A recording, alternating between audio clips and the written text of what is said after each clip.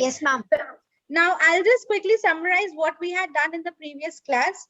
As we all know that the semi-barbaric king, he had fancies, and he wanted to make his fancy into a reality, okay, to have a poetic justice. And for that purpose, what did he do? He had built up an amphitheater. Now, in this, any criminal, if at all he had committed a crime, or if he has not committed a crime, if he is innocent, that administration of giving justice was done in this particular amphitheater. How was this administration done? There were two doors in front of the accused, all right. Now it was the accused choice that whichever door he wanted to open on his own, he can open any of the door. But now the if he opens the behind one door, there was a tiger who was hungry, and behind the other door there was a lady. If he happens to open the door where the tiger is there, then he would definitely get a punishment and he would be regarded as a criminal. But if at all he opens the door where the lady is there, then he would have to get married to her irrespective to his choice. So we had done till here yesterday. Yes, everyone. Now we just wanted to see which door will this accused open and what will happen next in the story. Okay, yes, Vivan, read loudly. Shreyas, read loudly. Yes, ma'am. The institution was a very popular one. When the people gathered together on one of the great trial days, they never knew whether they were to witness a bloody slaughter or a hilarious wedding. Thus, the masses were entertained and pleased, and the thinking part of the community could bring no charge of unfairness against this plan. For did the accused person not have the whole matter in his own hands?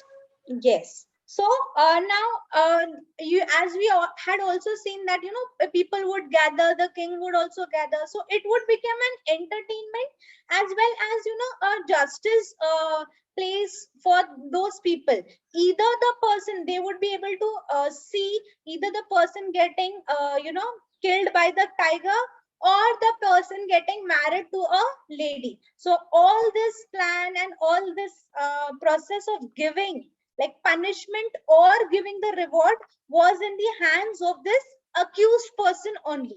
Okay, so it means that giving a judgment on the same day after giving the judgment, either rewarding the person with a marriage or punishing the person by killing him. Okay, this was the administrative system. Have you understood this paragraph, everyone? Yes, ma'am. Have you understood this paragraph, everyone? Yes, ma'am. Yes, ma'am. Yes, ma'am. Okay. But Priyanshu, I want you to read the next paragraph. Actually, I had read yes. Ma'am. This was the king's semi-barbaric method of administering justice. Its perfect fairness is obvious. The semi-barbaric king had a daughter with a soul as imperious as his own. As in usual in such cases, she was the apple of his eye and was loved by him above all. Among his courtiers was a young man of fine blood but low rank who was in love with the princess. The royal maiden was well satisfied with her lover, for he was handsome and brave. This love affair moved on happily for many months until one day the king happened to discover its existence. He did not hesitate to do his duty. The youth was immediately cast into prison, and a day was appointed for his trial in the king's arena. This, of course, was an especially important occasion, and His Majesty, as well as all the people, was greatly interested in the workings and the development of this trial. Okay, all right. So now we will see another trial. Okay. Now, what is this trial? Why is this trial so interesting? Because the people involved in this trial are the ones who are very closer to the king. Who are the people? Can anybody tell me? Who's the people involved in the trial now, the second trial? The semi-barbaric king had a daughter. Please underline. with a soul of imperious as his own. As is usual in such cases, she was the apple of his eye and was loved by him. So this particular barbaric king, he had his daughter whom he loved a lot. Okay, and this particular daughter fell in love with one of the young men. Okay, but he belonged to a lower rank. Now these two people, why she loved him? Because this particular person was handsome as well as he was brave. So this love affair of these two people went on for months, until one day even the king discovered that his daughter is actually in love with one of the young men from his courtiers, among his courtiers, who's definitely lower in rank. So what did he do? As a king, he did not hesitate to do his duty. So now, who was in the trial? What did he do? What was the first action the king did? Was he immediately cast the youth into the prison.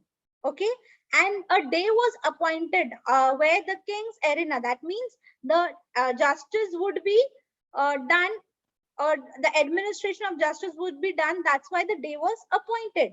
Now, on one hand, we had a king, on the other hand, we had his daughter, and on the other hand, we had her lover, who is considered as the accused. Now, the entire people who were there in that particular place, they were quite excited to know what will happen in this trial, right? What is going to happen? What is the king going to do with this particular youth? Have you all understood this paragraph, children? Yes, Yes, ma'am. ma'am. Yes, ma'am. Not allow any fact of this kind to interfere with the workings of the tribunal, in which he took such great delight and satisfaction. No matter how the affair turned out, the youth would be disposed of, and the course of events would determine whether or not the young man had done wrong in allowing himself to love the princess. Okay. The appointed day arrived. Hmm. From far and near, the people gathered and thronged the great galleries of the arena. The king and his court took their places opposite the twin doors. Okay, now wait, let me explain this. The young man and the princess loved each other, right? But the king would not allow any fact of this kind to interfere in his working. See, he as a king, he has to do his duty in a very justice manner, right? Need to he treat all his people equally. So whether that young man is having an affair with his daughter should not interfere in his administrative process.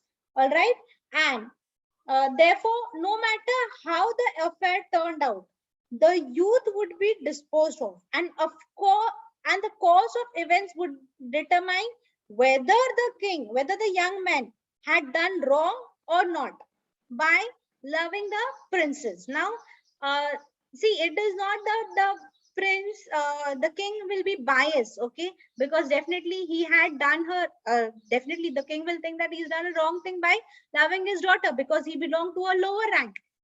But now he cannot be biased. He had to do the trial with justice, okay? So it all depend upon his faith, right?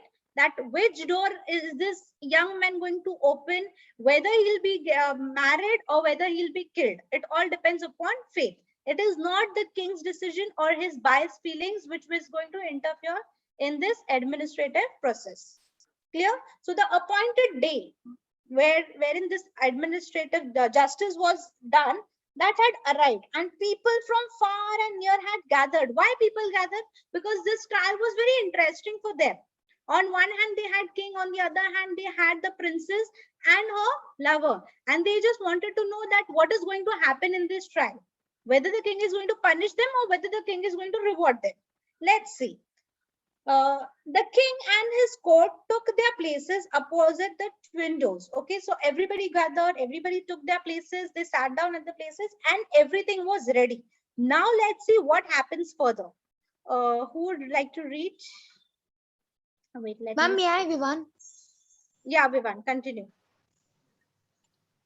All was ready. The